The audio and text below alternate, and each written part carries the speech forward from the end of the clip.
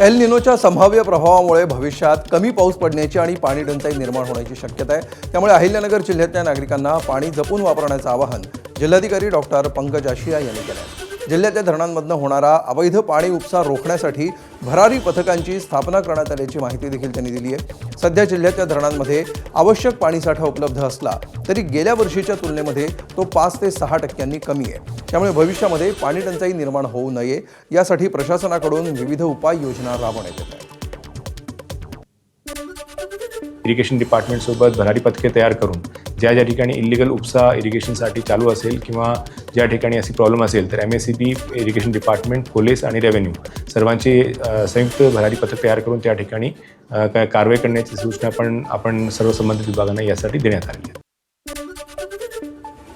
अहिल्यानगर जिल्ह्यामध्ये जून महिना अर्धा संपला तरी समाधानकारक पाऊस झाला नाहीये। त्यामुळे संत्र्यांच्या फळबागा करपू लागल्यात आणि शेतकऱ्यांसमोर मोठं आर्थिक संकट निर्माण झालंय। या संत्र्यांच्या बागा वाचवण्यासाठी पाणी विकत घेण्याची वेळ शेतकऱ्यांवर आली आहे। दरम्यान सरकारनं फळबागांसाठी पाण्याची विशेष व्यवस्था करावी अशी मागणी शेतकऱ्यांकडून केली जाते।